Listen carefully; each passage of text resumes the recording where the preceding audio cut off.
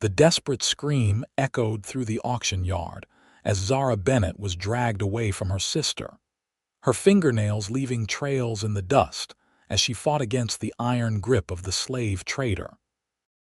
It was 1876 in the Dakota Territory, and the Bennett sisters had just become casualties of the lawless frontier that cared nothing for family bonds or human decency. Zinnia, Zinnia. Zara's voice cracked as she watched her younger sister being hauled in the opposite direction, toward a different wagon with a different buyer. Please, we're all each other has. Please don't separate us.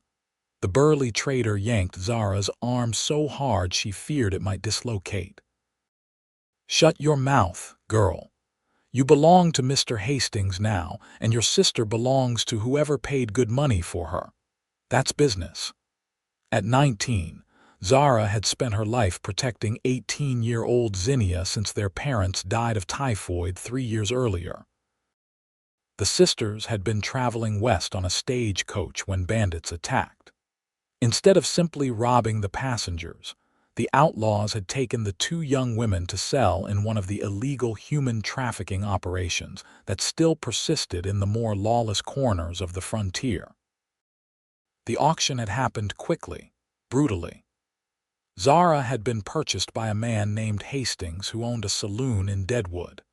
Zinnia, with her delicate features and golden hair, had been sold to a different buyer whose intentions were equally clear but whose destination remained unknown.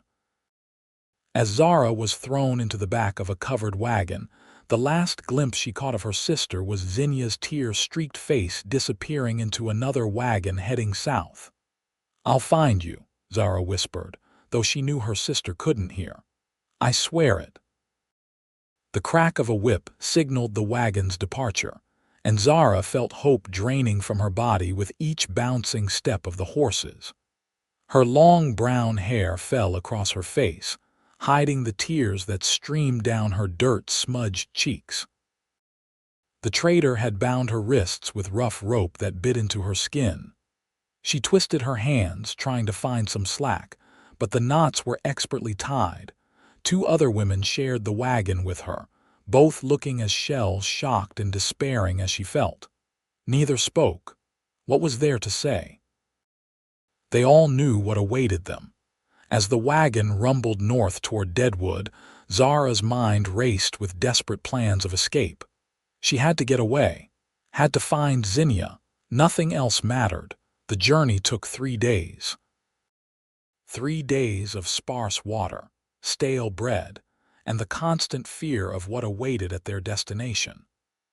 On the morning of the 4th day, the wagon rolled into Deadwood, a booming gold mining town teeming with prospectors, gamblers, and men who hadn't seen a decent woman in months.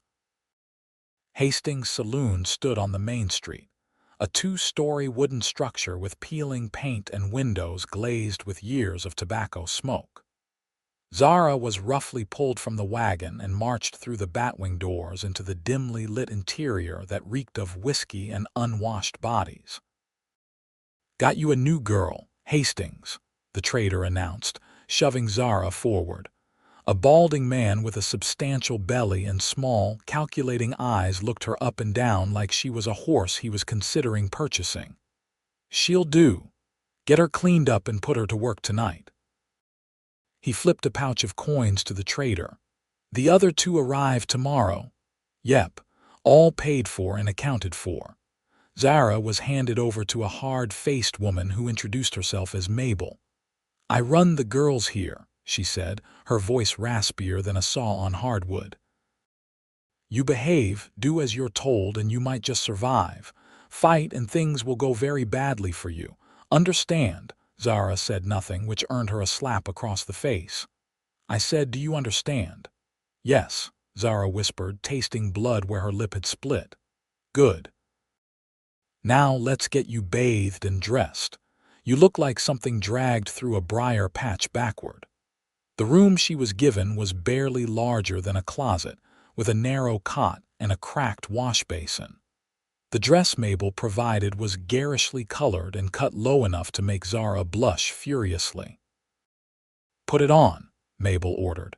"You start tonight, serving drinks only until you learn the ropes. But make no mistake, Hastings didn't buy you for your skills with a serving tray." That night was a blur of leering faces, groping hands, and the constant struggle to avoid the worst of the customers' attentions. Zara moved through the crowded saloon like a ghost, her mind fixed on one thing only: escape. She had to find a way out, had to find Zinnia. But Hastings kept his new acquisition under close watch, and the few times Zara ventured too close to the door, a meaty hand would clamp down on her shoulder, steering her back to the bar. Days passed in a haze of fear and desperation. Zara learned the rhythms of the saloon, noting when Hastings drank himself into a stupor, which guards were more vigilant than others, and where the keys to the back door were kept. She made a careful study of the customers, looking for anyone who might help her. A week into her captivity, as Zara was serving whiskey to a table of miners, the batwing doors swung open and a tall figure strode in. The conversations in the saloon dimmed momentarily as people took notice of the newcomer. Even in Deadwood, where gunmen and outlaws were common as flies, this man commanded attention. He moved with the fluid grace of someone accustomed to violence but not seeking it. His face was partially shadowed by a wide-brimmed hat, but Zara could see he was younger than most of the hardened cases in the saloon, perhaps in his mid-20s. He wore a dark duster coat that had seen better days, and the worn handles of twin revolvers protruded from holsters at his hips. He took a seat at an empty table in the corner, back to the wall, eyes surveying the room with casual vigilance.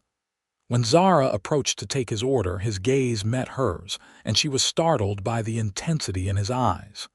"Whiskey," he said, his voice low and measured. "And information." "Information." Zara set down a glass and poured from the bottle she carried. "I'm looking for someone. A girl brought in recently. Golden hair, blue eyes, about 18. Zara's hand froze mid-pour. "Who are you?" The stranger's eyes narrowed slightly. "Name's Lucas Ortega. Most call me Luke." "And why are you looking for a girl with golden hair?" "That's my business." He slid a coin across the table. "But I pay well for good information." Before Zara could respond, Mabel appeared at her elbow. "Mr. Ortega," she said, her tone suggesting a prior acquaintance. "Hastings mentioned you might be passing through. He'd like a word when you have a moment." Luke nodded. "I'll find him shortly." As Mabel led Zara away, she hissed, "That one's dangerous. Bounty hunter. Steers clear of the law when he can, but he's got a reputation for being particular about his jobs. Stay away from him." But Zara couldn't stop thinking about his question. A girl with golden hair. Zinnia had golden hair. What were the odds he was looking for some other recently trafficked young woman? Later that night, as the saloon began to empty, Zara seized her opportunity. Luke Ortega was still at his table, nursing what appeared to be the same whiskey he'd ordered hours ago. Hastings had retired upstairs, and Mabel was occupied with counting the night's earnings. Zara approached the bounty hunter's table, her heart hammering in her chest. "The girl with golden hair," she said quietly. "Her name wouldn't happen to be Zinnia Bennett, would it?" Luke's head came up sharply. "And if it is, she's my sister. We were taken together, sold separately. I need to find her." Something shifted in the bounty hunter's expression. "Sit down," he said, gesturing to the chair across from him. Zara glanced nervously at Mabel, still occupied at the bar, then slid into the seat. "Tell me everything," Luke said. And so she did, the words pouring out of her in a desperate rush, how they'd been traveling to their uncle's home in Lead, South Dakota, when they were attacked. How they'd been separated at the auction. How Zara had been trying to find a way to escape and search for her sister. Luke listened without interruption, his face giving away nothing. When she finished, He was silent for a long moment. "I was hired to find both Bennett sisters," he finally said. "Your uncle-in-law has been searching for you since you failed to arrive. He hired me to track you down." Hope bloomed in Zara's chest, so intense it made her dizzy. "You know where Zinnia is? I have a lead." A man matching the description of her buyer was seen heading toward Cheyenne with a young woman fitting Zinnia's description. "I was on my way there when I heard rumors about Hastings acquiring new girls. Thought I'd check here first." "Please," Zara said, not caring that she was begging. "Please help me get out of here. Help me find my sister." Luke studied her face for a long moment. "Getting you out won't be easy. Hastings paid good money for you, and he's not the type to let property walk away." "I'm not property," Zara said fiercely. A ghost of a smile touched Luke's lips. "No, you're not, but convincing Hastings of that might require persuasion. Whatever it takes, I need to find Zinnia before—" She couldn't finish the sentence. "Before she disappears into one of the brothels where girls like her tend to end up," Luke finished grimly. "I understand. We'll need to move quickly." He lowered his voice. "Tomorrow night, be ready after midnight. Pack nothing that will be missed." Hope and fear warred in Zara's chest. "How will you get me out?" "Leave that to me. Just be ready." He stood, leaving a coin on the table. "And Miss Bennett, don't trust anyone else with this plan, not if you want to live to see your sister again." With that, he tipped his hat and strode out of the saloon, leaving Zara trembling with a dangerous emotion she had almost forgotten: hope. The next day crawled by with excruciating slowness. Zara went through her duties mechanically, her mind racing with questions. Could she trust Lucas Ortega? What if this was some elaborate trap? But what choice did she have? Every day spent in Hastings' saloon was a day Zinnia might be slipping further beyond her reach. As midnight approached, Zara was almost sick with anxiety. She had managed to secret away a few items: a small knife she'd stolen from the kitchen, a handful of coins pilfered from drunk customers' pockets, and a shawl to cover her garish dress once they were away. When the last customer had finally staggered out and Mabel had locked the front door, Zara retreated to her tiny room, claiming a headache. She sat on her bed in the darkness, listening to the sounds of the saloon settling for the night: Hastings' heavy tread on the stairs, Mabel checking the locks, the other girls whispering among themselves before falling silent. 1 hour passed, then another. Zara began to fear Luke had abandoned his plan, or worse, had never intended to help her at all. Just as despair threatened to overwhelm her, a soft tapping came at her window. She rushed to it, pulling aside the threadbare curtain. Luke's face appeared in the small, grimy pane. He gestured for her to open it. With shaking hands, Zara worked at the latch, which hadn't been opened in so long it was nearly rusted shut. Finally, it gave way and the window swung outward. "Ready?" Luke whispered. Zara nodded, gathering her meager belongings. "Climb out, I'll catch you." The window was small, but Zara was slender from weeks of poor rations. She squeezed through the opening, feeling Luke's strong hands catch her waist as she slid out into the cool night air. No sooner had her feet touched the ground than a shout rang out from the back of the saloon. One of Hastings' men had spotted them. "Run!" Luke commanded, drawing one of his pistols. They sprinted toward the end of the alley where 2 horses waited. Behind them, the shouts grew louder, and a shot cracked through the night, splintering the wooden siding near Zara's head. Luke fired back once, twice, not aiming to kill but to discourage pursuit. He boosted Zara onto one of the horses, then swung up onto his own mount. "Stay close," he called as they kicked their horses into motion, galloping down the main street of Deadwood and out of town, the sounds of pursuit fading behind them. They rode hard for hours, following game trails and stream beds to mask their trail. Luke clearly knew this country well, navigating confidently even in the dim moonlight.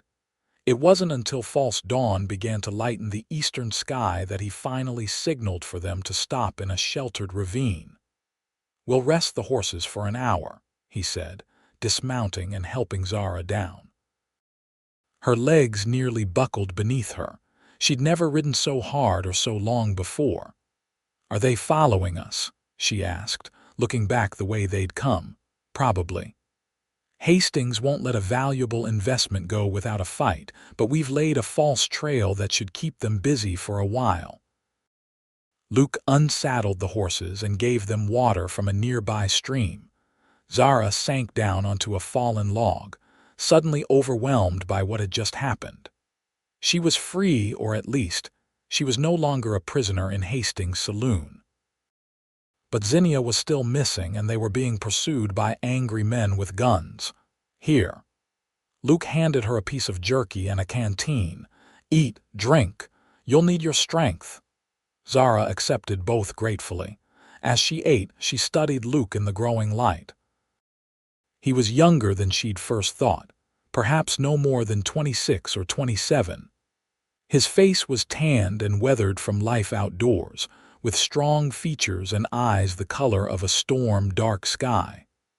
A scar ran along his jawline, and his hands were calloused from work and weapons. "Why are you helping me?" she finally asked. "You said my uncle hired you, but this seems like more trouble than a bounty would be worth." Luke was silent for a moment, checking his pistols before returning them to their holsters. "Your uncle did hire me," he said. "But that's not the only reason." He looked away, his profile sharp against the lightening sky. "Let's just say I have personal reasons for disliking men who trade in human lives." There was a story there, Zara sensed, but now wasn't the time to press for it. "What's our plan?" "You said Zinnia might be in Cheyenne. That's where the trail leads. Man who bought her goes by the name of Russell Drake, owns a gambling house there, been known to acquire young women for his establishment. And what happens when we find her? Drake won't just let her go because we ask nicely." A grim smile touched Luke's lips. "No, he won't, but I can be very persuasive when needed." He checked the position of the sun. "Time to move. We've got a long ride ahead of us." They mounted up and continued south, keeping to less traveled paths and avoiding the main roads where Hastings' men, or worse, actual lawmen who might return Zara as stolen property, could be looking for them. As they rode, Luke explained more about her uncle, Thaddeus Bennett, a successful merchant in Lead who had been frantically searching for his nieces since they failed to arrive on schedule. "Your uncle's a good man," Luke said. "Offered a substantial reward for finding you both. Said he promised your father he'd look after you if anything ever happened to your parents." "We've never met him," Zara admitted. "He and my father had a falling out years ago, but they reconciled through letters before my parents died. When we had nowhere else to go, he invited us to come live with him. Well, he's been half out of his mind with worry, hired 3 different searchers before me, but none had any luck." "How did you find us when they couldn't?" Luke's expression darkened. "I know how these operations work. The routes they use, the people involved. It's something of a specialty of mine." There was that hint of a personal connection again, but Luke changed the subject before Zara could inquire further. They traveled for 4 days, making camp in hidden spots and avoiding towns. Luke was a skilled woodsman, finding game and water where Zara would have seen nothing.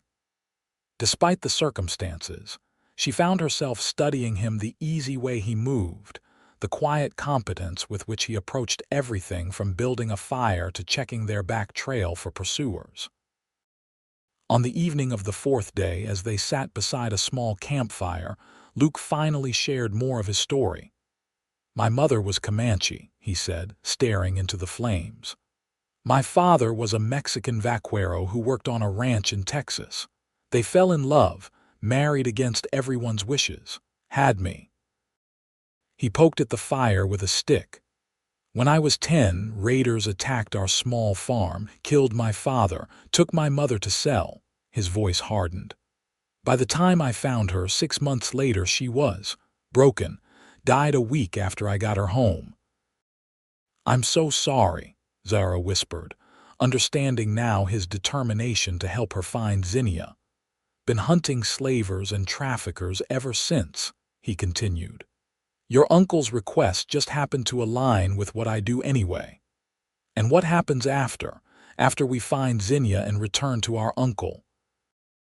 Luke shrugged. "I move on, find the next job, alone. It's safer that way." Zara wanted to argue to suggest that perhaps not everything had to be done alone, but she held her tongue. Luke Ortega wasn't a man easily swayed by words, she'd learned.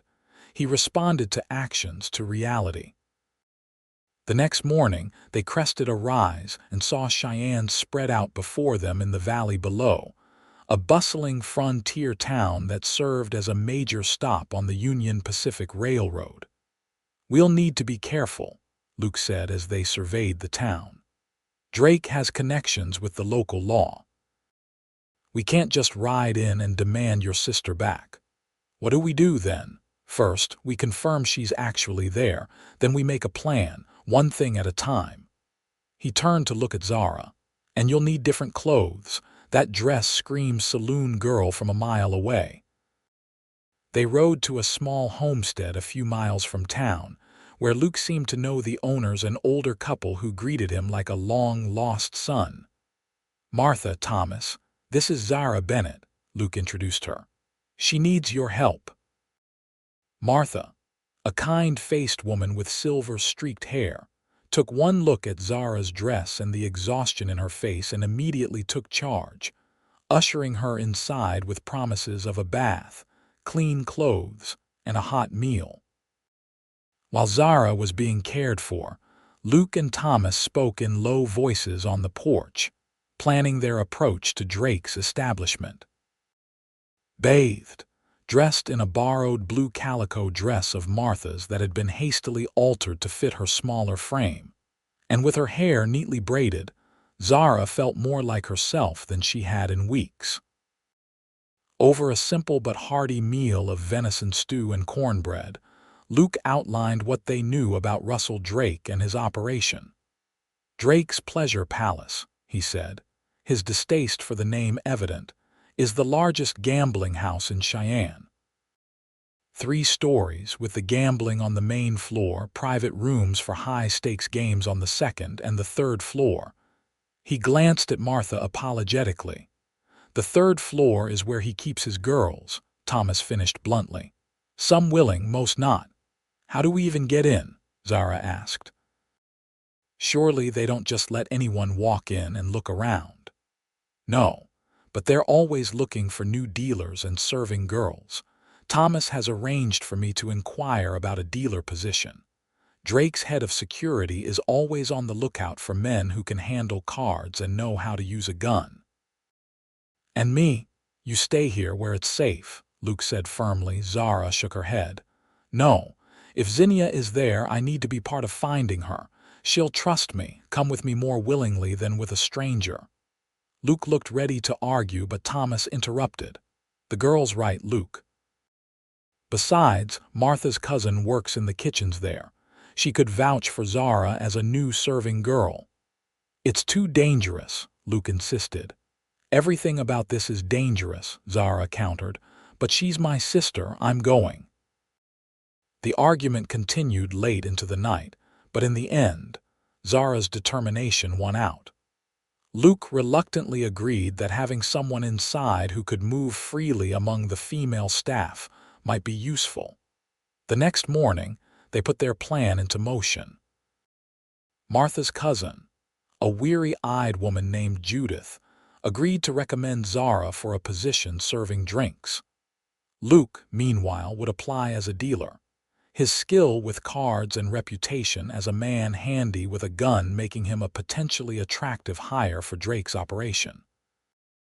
They entered Cheyenne separately, with Zara riding in Judith's wagon and Luke taking a more circuitous route to avoid any watchers who might connect them.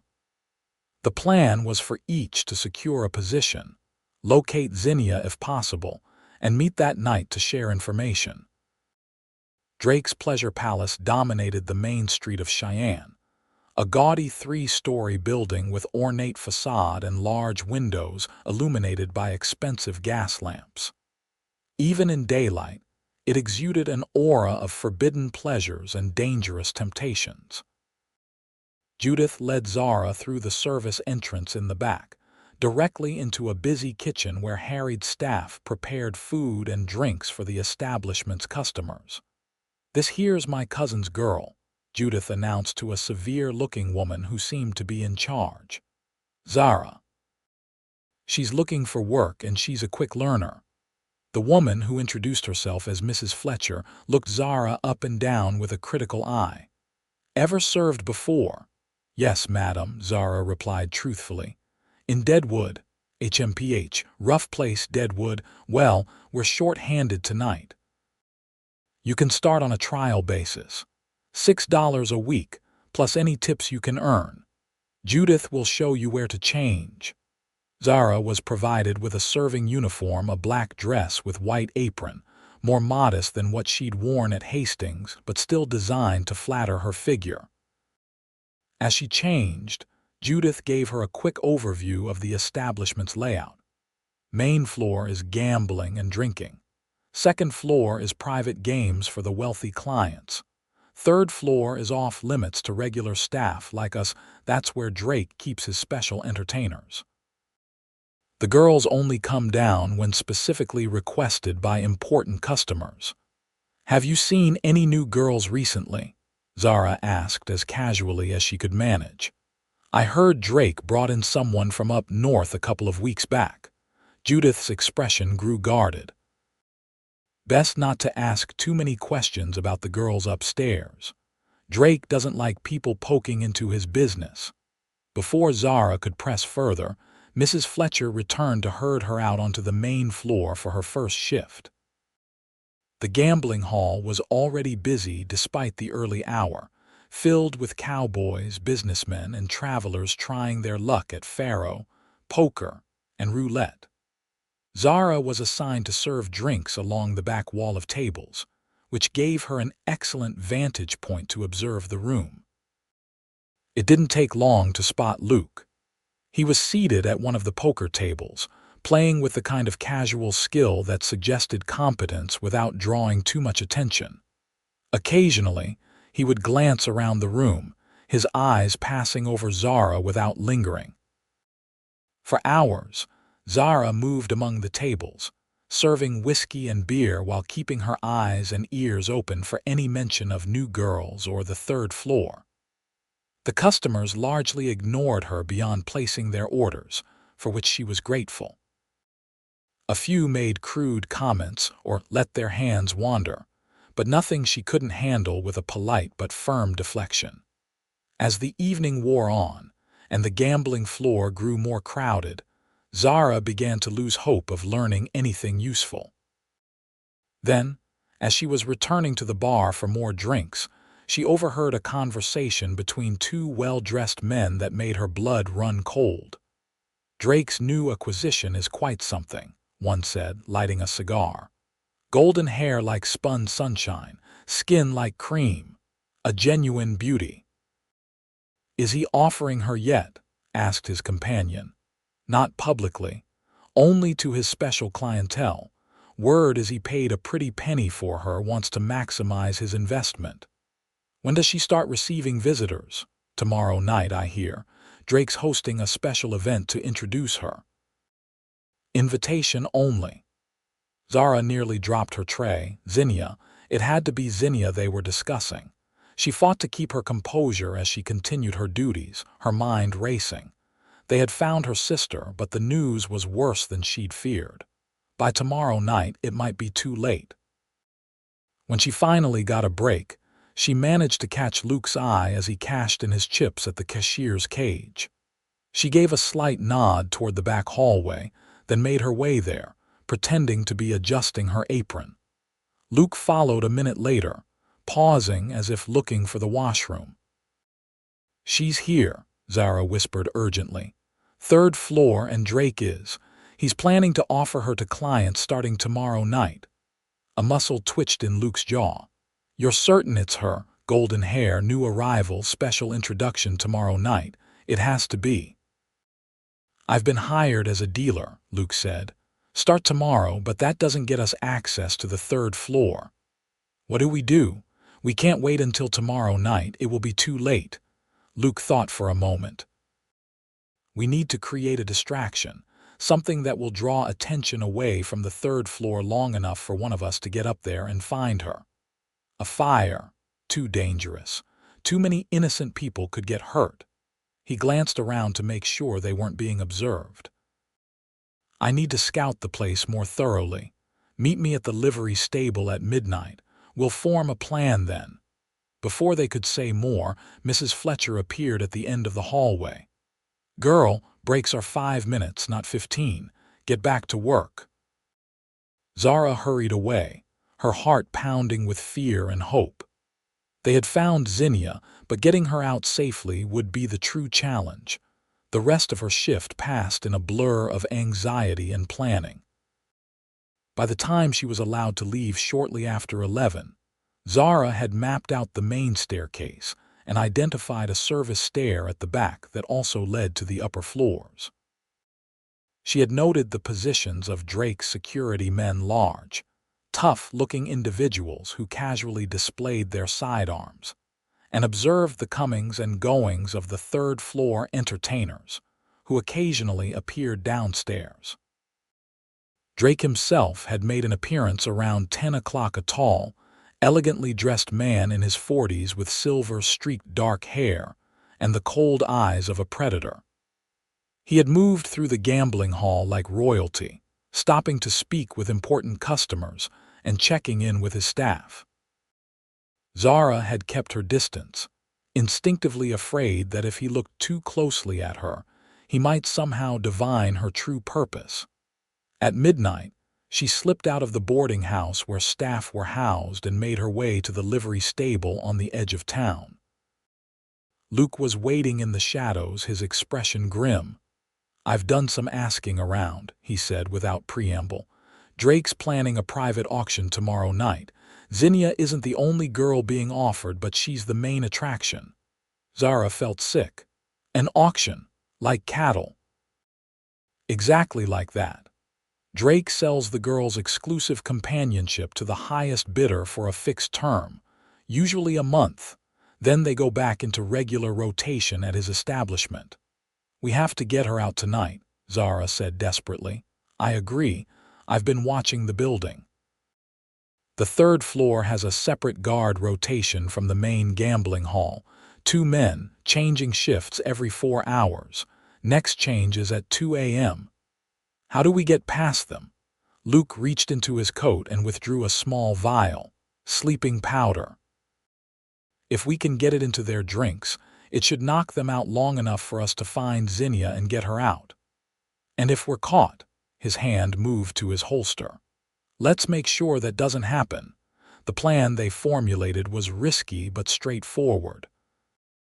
Zara would return to the palace, claiming she'd forgotten something important. Once inside, she would make her way to the guard station on the third floor and offer the men drinks laced with the sleeping powder. Once they were unconscious, Luke would enter through a service door Zara would unlock, and together they would search for Zinnia. If they found her, they would leave immediately, riding hard for Lead where her uncle could provide protection. If they failed, neither wanted to contemplate that possibility. At 1:30 in the morning, Zara approached Drake's pleasure palace from the back alley.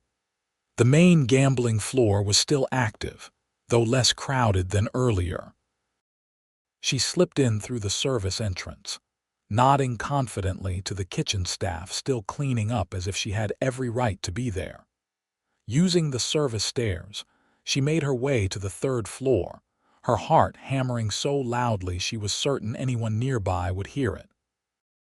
At the top of the stairs, she smoothed her dress, pinched her cheeks for color, and adopted the slightly flirtatious demeanor she'd perfected at Hastings. The guard station was just where Luke had said it would be, a small alcove near the main staircase, where two bored-looking men sat playing cards. Both looked up sharply as she approached. "You ain't supposed to be up here," the larger of the two said, rising halfway from his chair. Zara gave him her best apologetic smile. "I know, I'm sorry. Mrs. Fletcher sent me up with some coffee for you boys. Said you looked like you could use it during your long shift." She indicated the small tray she carried, with two steaming cups that had been liberally dosed with Luke's sleeping powder. The guards exchanged glances, their suspicion warring with the temptation of hot coffee in the middle of a long night. "Mrs. Fletcher sent you, huh?" The second guard, a wiry man with a pockmarked face, looked skeptical. "Yes, sir. I'm new, just started today. I think she's testing me, seeing if I can follow directions." Zara let a note of worry enter her voice. "Please don't send me back without the cups empty. She'll think I didn't deliver them." The first guard snorted. "Sounds like the old bat." He reached for one of the cups. "Thanks, girl."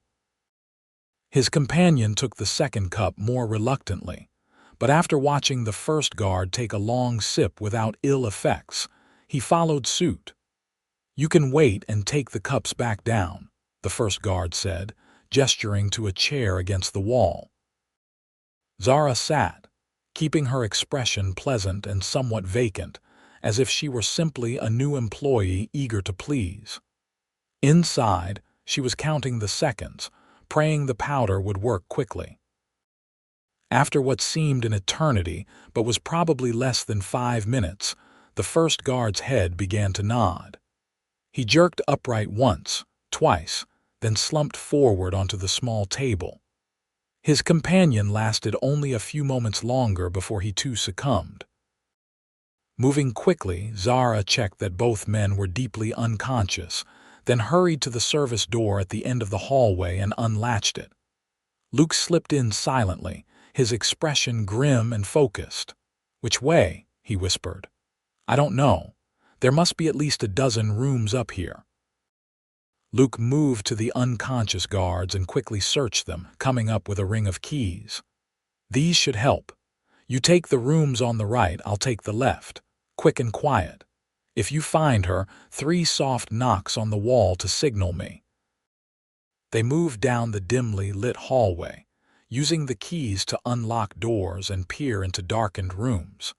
Most contained sleeping young women, none of whom was Zinnia. Zara's heart sank with each door they opened and closed.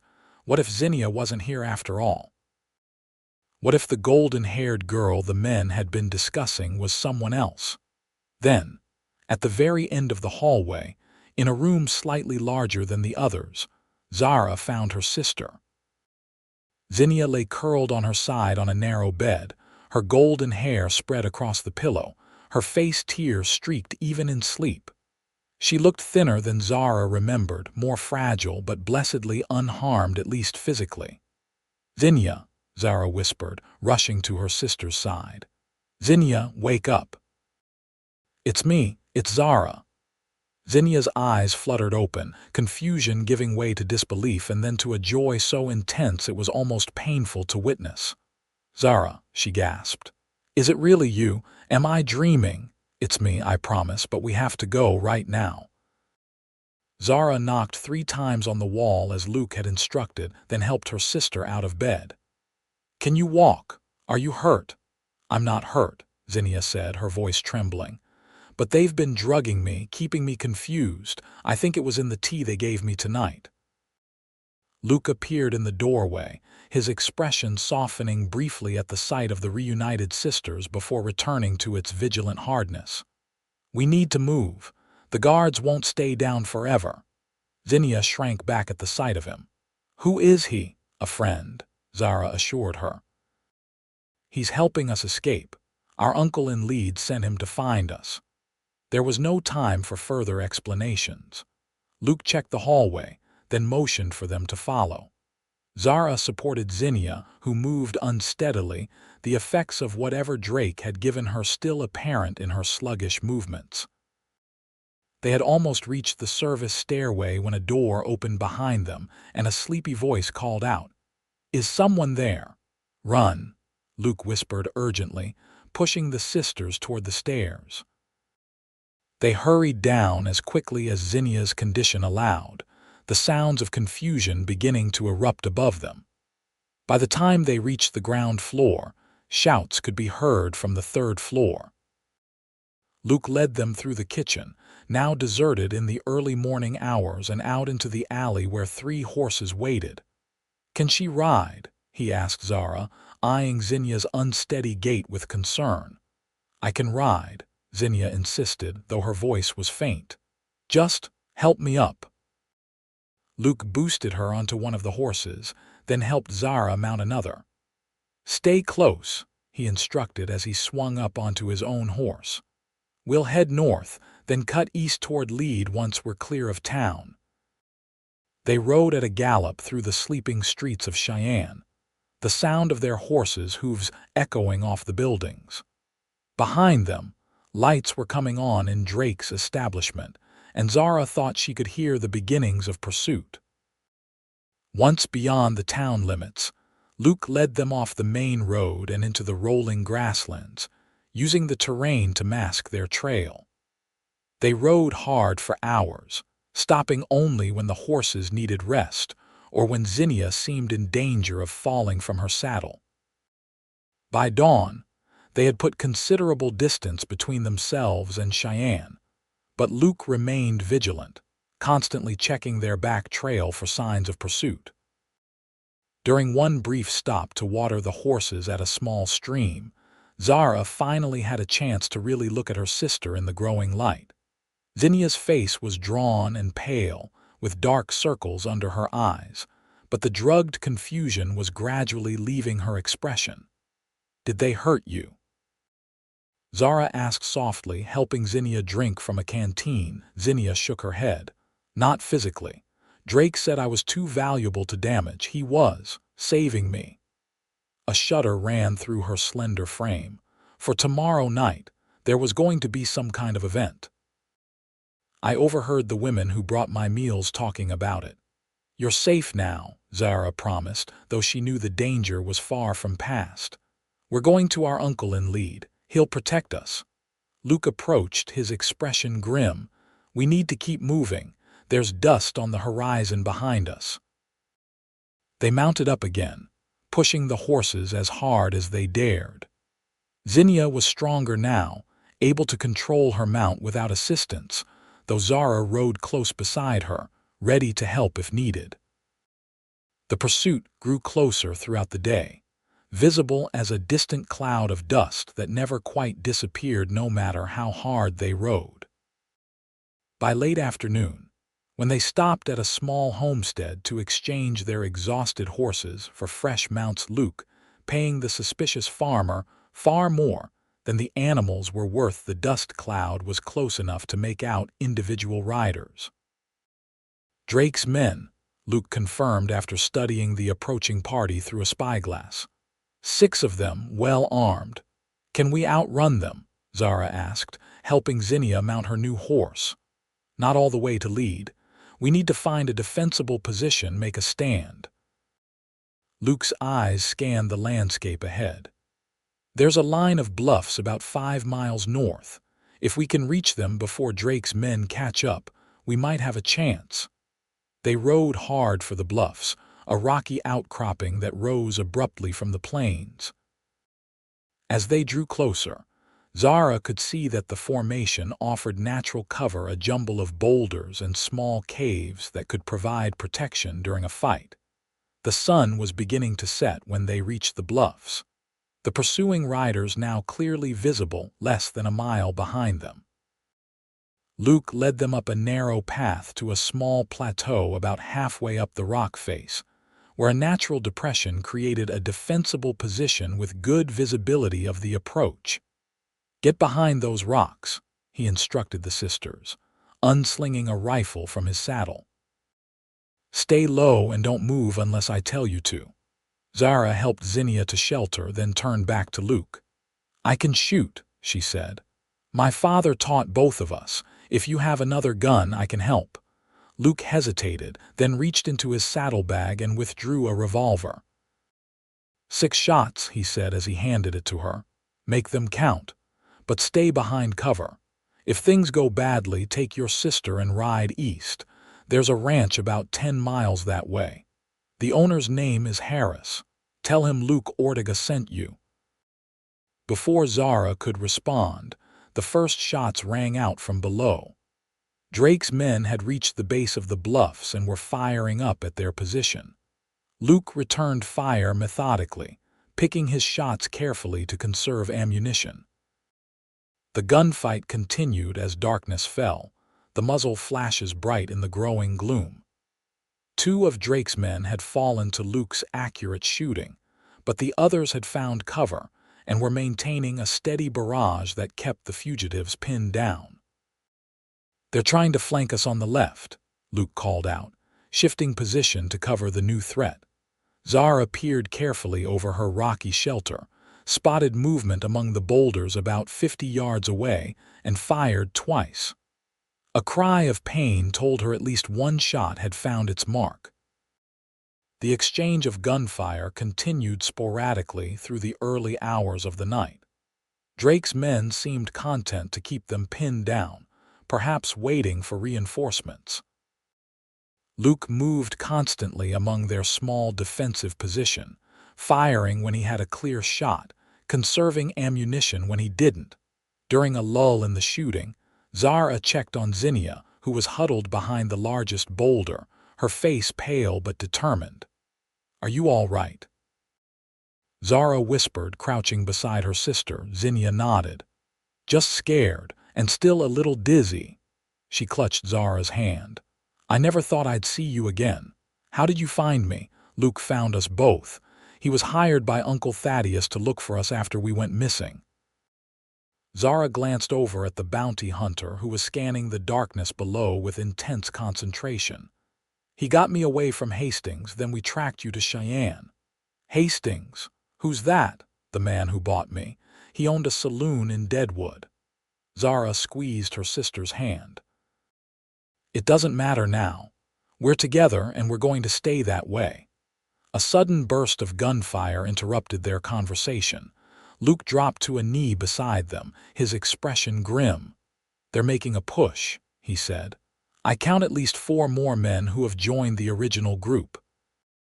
They must have sent for reinforcements from town. What do we do? Zara asked, checking the revolver he'd given her. Only 2 bullets remained. We hold as long as we can. But if it looks like they're going to overrun us, you 2 need to slip out the back way. There's a trail down the north side of the bluffs. Take it and head for the Harris ranch like I told you. We're not leaving you, Zara said firmly. Luke's expression softened momentarily. This isn't the time for heroics, Miss Bennett. Your sister needs you alive. Before Zara could argue further, a volley of shots forced them all to duck lower behind their cover. When she peered out again, she could see shadowy figures moving up the slope toward their position. The next few minutes were a blur of gunfire, shouted commands from below, and the terrifying knowledge that they were outnumbered and nearly out of ammunition. Luke fought with the calm precision of a man accustomed to violence, but even he couldn't hold off so many attackers indefinitely. Just as it seemed their position would be overrun, a new sound echoed across the bluffs, the thunder of approaching horses and the distinctive crack of rifle fire coming not from Drake's men, but from the plains to the east. What the hell? Luke muttered, risking a glance over the rocks. A group of riders was charging toward the base of the bluffs, firing as they came. In the darkness, it was impossible to make out details, but their intervention sent Drake's men scrambling for cover. Friends of yours? Zara asked, hope rising in her chest. Not that I know of, Luke replied, frowning. But whoever they are, they're giving us a chance. Get ready to move. The unexpected reinforcements drove Drake's men back from the bluffs, the gunfire gradually receding as the attackers retreated toward the south. After nearly an hour of silence, Luke cautiously led Zara and Zinnia down from their defensive position to investigate. At the base of the bluffs, they found a group of 6 men dismounted and waiting. As they approached, one of the men stepped forward, and in the moonlight, Zara could see he was older, with a silver-streaked beard and the weathered face of a frontiersman. "Mr. Bennett," Luke called out, recognition in his voice. "I didn't expect to find you here." The man hurried forward, his eyes fixed on Zara and Zinnia. "My nieces?" he asked, his voice gruff with emotion. "Uncle Thaddeus," Zinnia whispered, stepping forward hesitantly. The older man opened his arms and both sisters moved into his embrace. Thaddeus Bennett held them tightly, his shoulders shaking with what might have been sobs. "I thought I'd lost you both," he said when he finally released them. "When you didn't arrive in lead, I feared the worst." "How did you find us?" Zara asked, wiping tears from her cheeks. Thaddeus nodded toward Luke. "I received a telegram from Mr. Ortega yesterday saying he'd found you both and was heading north from Cheyenne. When another wire came from Cheyenne itself asking about 2 fugitive women and a bounty hunter, I gathered some friends and rode out to intercept you." "Drake's men?" Luke asked, scanning the darkness. "Ran off with their tails between their legs when they realized they were outgunned. Might be back with more men, though. We should move." They mounted up quickly, Thaddeus insisting that his nieces ride with his party while Luke brought up the rear, still watchful for pursuit. As they rode through the night toward lead, Thaddeus explained how he'd never stopped searching for them, hiring multiple trackers and posting rewards throughout the territory. "Your father was my only brother," he told the sisters. "We had our differences over the years, but family is family. When he wrote to me about your situation after your parents died, I promised him I'd look after you both." His voice broke slightly. "I've been half out of my mind with worry these past weeks." By dawn, they had reached the outskirts of Lead, a bustling mining town in the Black Hills where Thaddeus Bennett owned a successful general store and several other businesses. He led them to a handsome 2-story house on the edge of town, where a housekeeper was hastily preparing rooms for the exhausted travelers. "Rest now," Thaddeus told his nieces. "You're safe here. We can talk more when you've had some sleep." Zara was beyond exhaustion, but before seeking her bed, she found Luke preparing to leave, checking his horse's saddle in the small stable behind the Bennett home. "You're not staying?" she asked, disappointment sharp in her chest. Luke didn't look up from his task. "My job's done. You and your sister are safe with your uncle. What about Drake? His men, they could still come after us. Your uncle has influence in these parts, and friends, as you've seen. You'll be protected." He finally turned to face her. "Besides, I have other work waiting, more bounties to collect. More traffickers to hunt." A ghost of a smile touched his lips. "Something like that." Zara stepped closer, suddenly unwilling to let him ride away. Over the past days, through danger and desperation, something had grown between them, something she wasn't ready to relinquish. "Thank you," she said softly, "for finding us, for risking your life, for—" She struggled to find the words, "for seeing us as people, not property."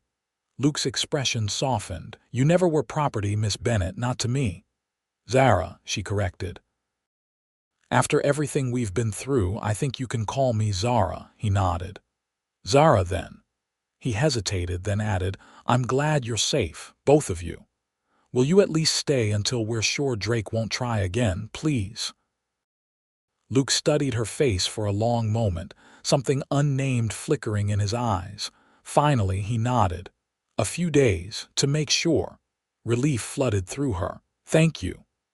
As she turned to go, he called after her, "Zara," she looked back, "get some rest, you've earned it." The next few days passed in a blur of recovery and adjustment. Thaddeus Bennett proved to be everything their father had described in his letters: kind, generous, and determined to make his nieces feel at home. His house was comfortable without being ostentatious, and he'd prepared rooms for them long before their expected arrival, each furnished with thoughtful touches that spoke of genuine care. Zinnia regained her strength quickly once the last of Drake's drugs left her system, though she remained quieter than before their ordeal, with a haunted look that sometimes entered her eyes when she thought no one was watching. Zara worried for her sister but knew that healing would take time. True to his word, Luke stayed, though he maintained a certain distance, spending much of his time scouting the surrounding area for signs of Drake's men or helping Thaddeus strengthen the security of his property. He took his meals with the family but spoke little, his eyes often distant as if already planning his next hunt. On the fourth day after their arrival, as Zara was helping in her uncle's store, a telegram arrived from Cheyenne. Thaddeus read it with a grim expression, then passed it to Luke. "What is it?" Zara asked, watching Luke's face harden as he read. "Drake's dead," Luke said flatly. "Shot in the back at his own gambling hall yesterday morning." "By whom?" Zara couldn't help the small surge of relief at the news. Thaddeus shook his head. "Telegram doesn't say." "Could have been a business rival, a cheated customer, even one of his own men looking to take over." "So it's over." Zara looked to Luke. "We're safe now from Drake, yes." Luke handed the telegram back to Thaddeus. "His operation will likely continue under new management, but without his personal vendetta against you, there's little reason for them to pursue you all the way to lead."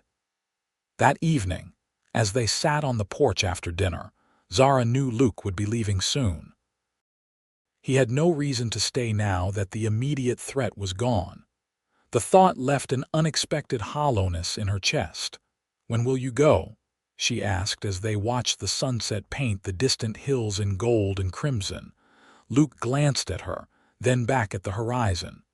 "Tomorrow, probably. There's work waiting in Wyoming. More bounties, a cattle rustler this time, nothing to do with traffickers for a change." He seemed almost relieved about that. Zara gathered her courage. "Will you come back? Sometime?" Luke was silent for so long she thought he might not answer. Finally, he said, "I don't usually circle back to places once a job is done." "Is that all we were to you? A job?" The question came out more sharply than she'd intended. He turned to look at her fully then, his eyes serious. "No, not just a job." "Then what?" Luke ran a hand through his dark hair, a rare gesture of uncertainty from a man who always seemed so sure of his path. "I'm not good at staying in one place, Zara. Never have been. The life I live doesn't leave room for attachments." "Maybe it could," she said softly, "if you wanted it to." He shook his head. "The men I hunt would use any connection against me. It's safer for everyone if I stay unattached." "Safer, maybe, but is it better?" Before he could answer, Thaddeus called them in for coffee and pie, and the moment was lost. But Zara saw something in Luke's eyes, a flicker of longing, quickly suppressed, that gave her hope. The next morning, Luke prepared to depart. Thaddeus paid him the remainder of the agreed-upon fee, plus a substantial bonus for bringing both his nieces home safely.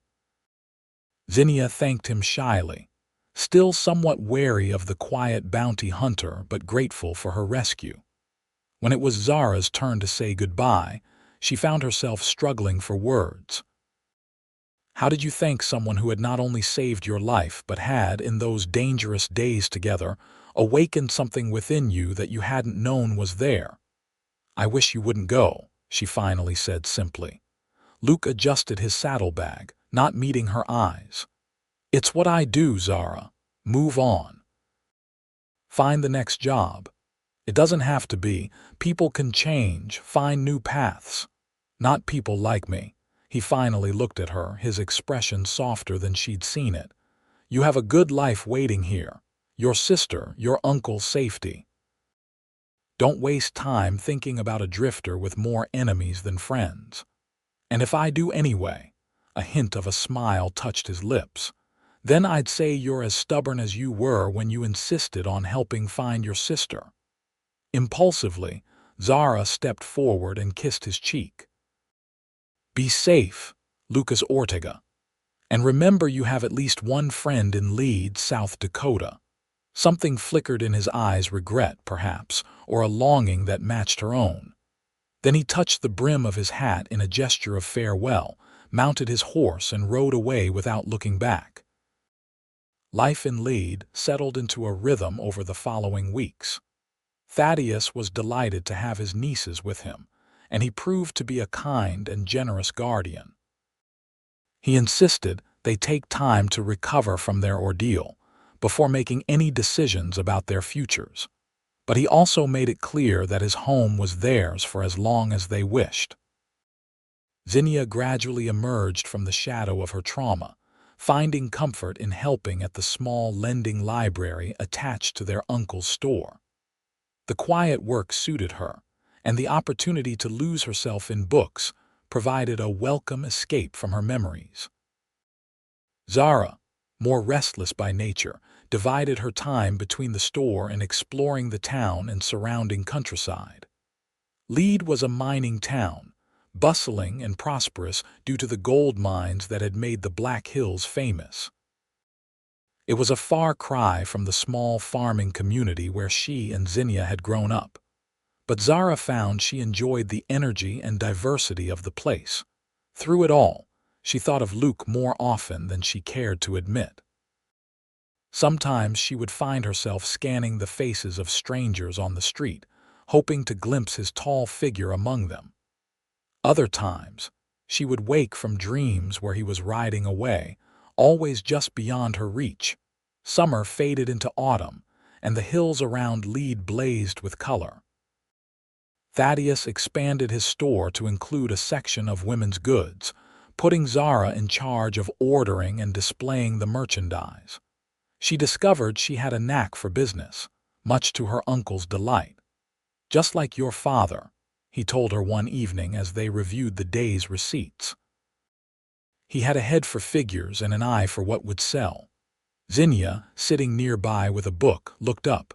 "I always thought Zara was more like Mother, stubborn and outspoken." "That too," Thaddeus agreed with a chuckle. "A formidable combination."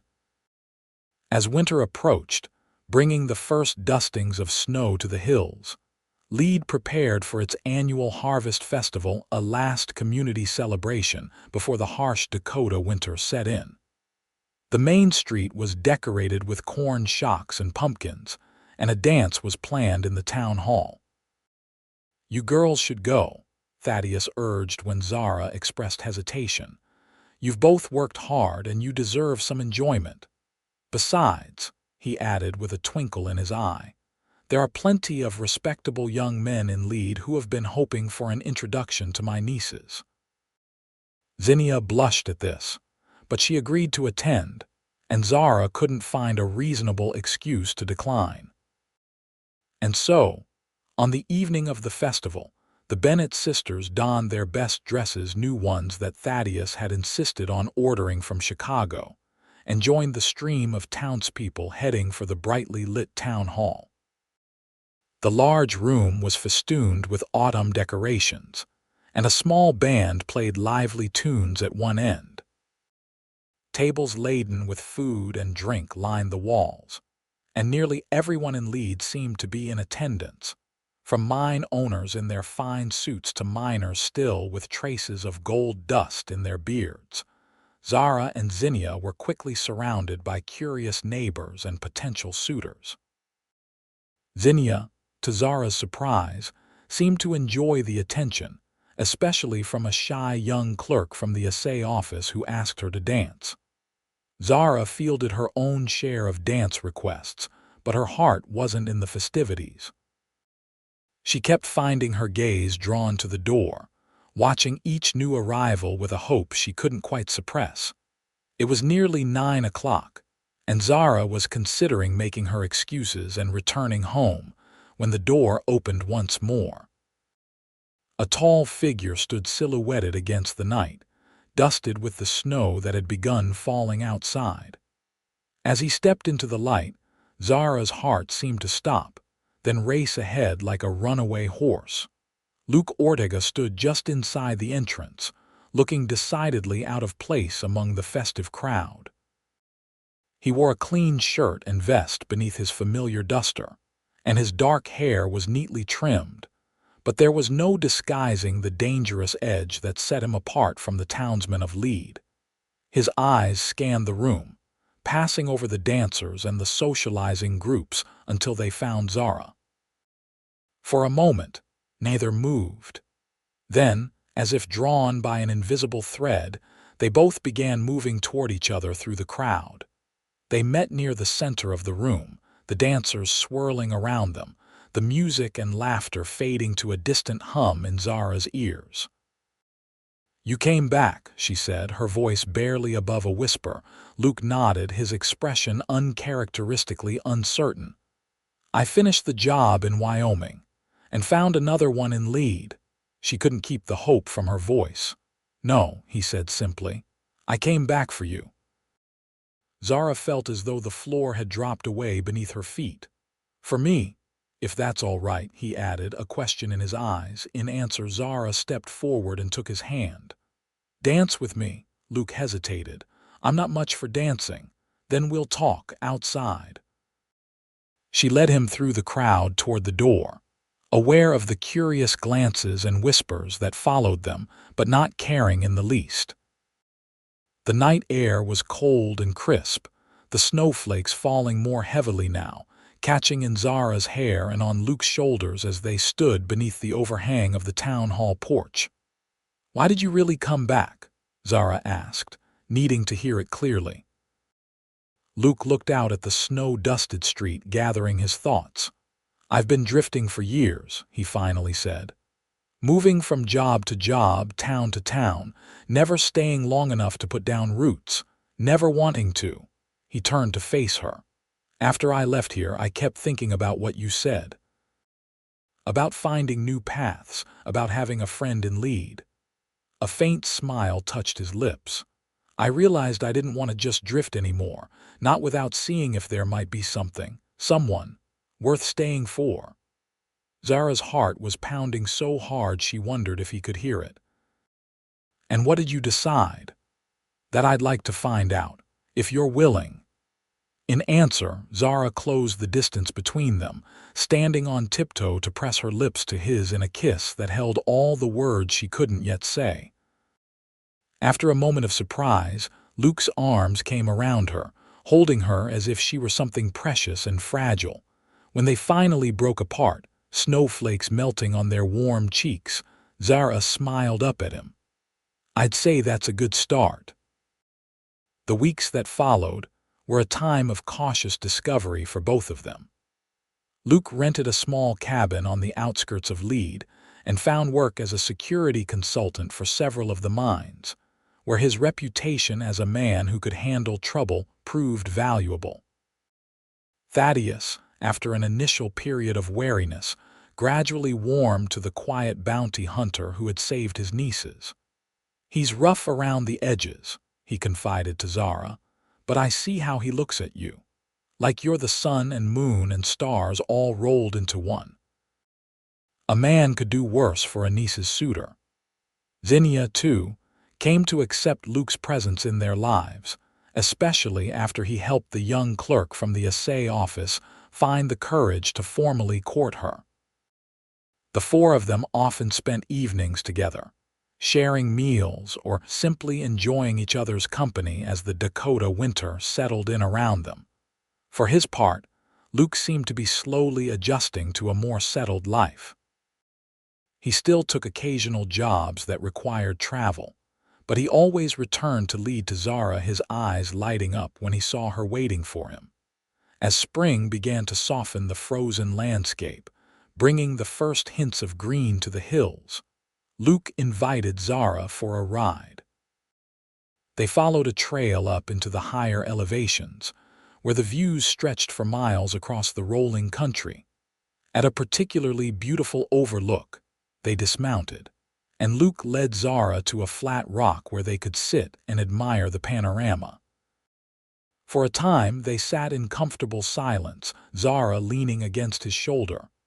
"I've been thinking," Luke finally said, his voice carrying a note of nervous tension Zara had rarely heard from him. "About the future. My future, our future maybe." Zara's heart skipped. "That sounds serious." Luke reached into his pocket and withdrew a small leather pouch. "It is serious. At least, I hope it is." He opened the pouch and tipped a simple gold ring into his palm. "This was my mother's. My father gave it to her when they decided to build a life together, despite everyone saying it couldn't work between them." He held the ring out to Zara, his expression more vulnerable than she'd ever seen it. "I'm not a settled man by nature, might never be completely. But I love you, Zara Bennett, and if you'll have me, I'd like to try building something permanent, together." Tears blurred Zara's vision as she looked at the ring, then at the man offering it. "Are you asking me to marry you, Lucas Ortega?" A rare, full smile spread across his face. "I believe I am, though I'm making a hash of it." "No," she said, her voice thick with emotion. "You're doing it perfectly." She held out her hand. "And yes, my answer is yes." As he slid the ring onto her finger, then pulled her into a kiss that promised a lifetime of tomorrows, Zara thought of the terrifying journey that had brought them to this moment of auctions and saloons, of desperate escapes and gunfights, of a sister almost lost and miraculously found. "You know," she murmured against his lips, "when those men first separated Zinnia and me, I thought my world had ended. I never imagined that nightmare would lead me to you." Luke brushed a strand of hair from her face, his touch gentle. "I remember what I said when I found you both. You stay together. Turns out I meant all of us."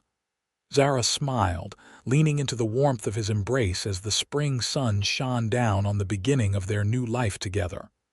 "Yes," she agreed, "all of us, together." Their wedding took place that summer.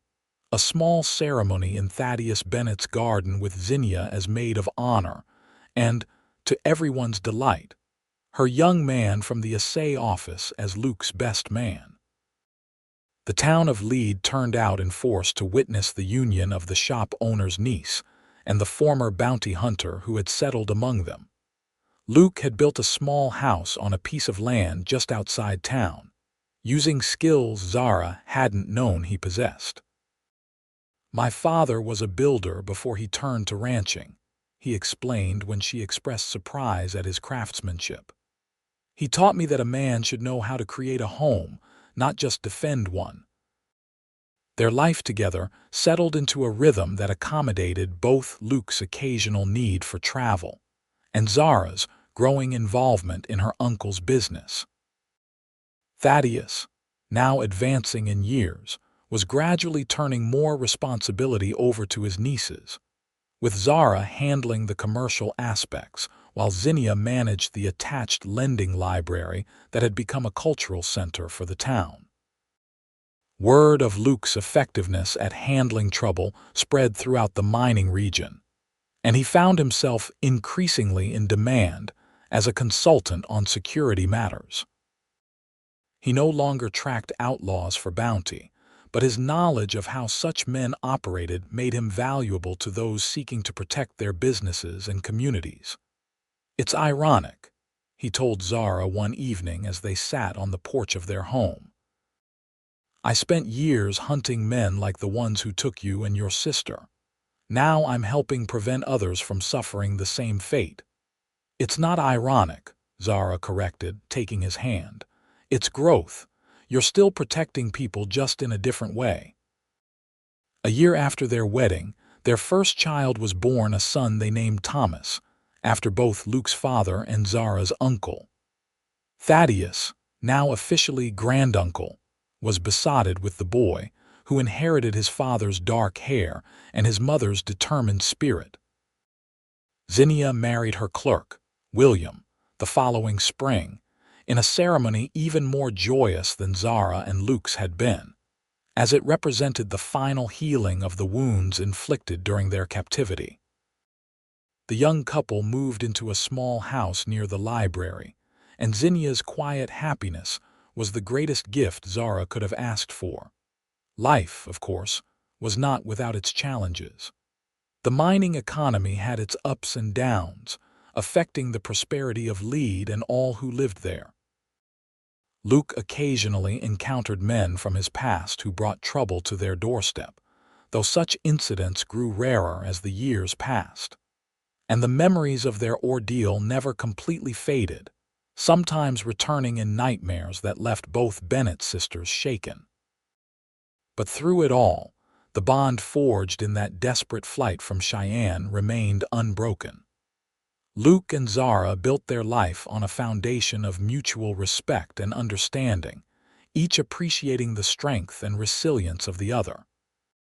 3 years after Thomas's birth, they welcomed a daughter, Elena, who had her mother's features and her father's watchful eyes.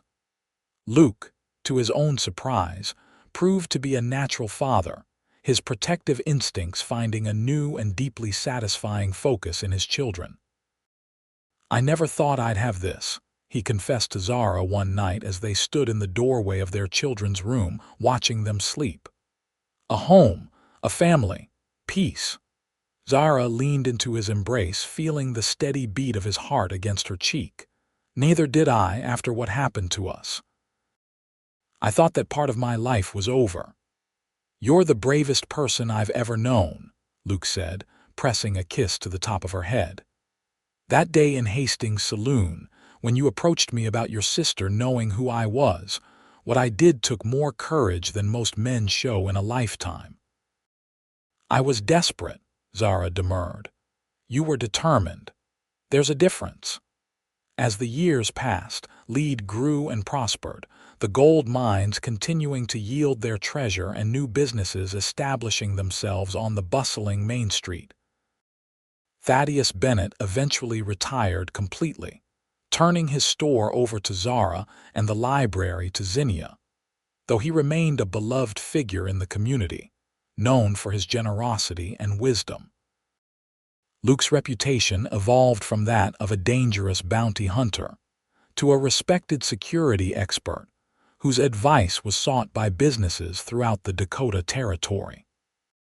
He still preferred action to words, still carried his guns with the ease of long familiarity, but the hard edge that had defined him when Zara first met him had softened somewhat, though never completely disappeared.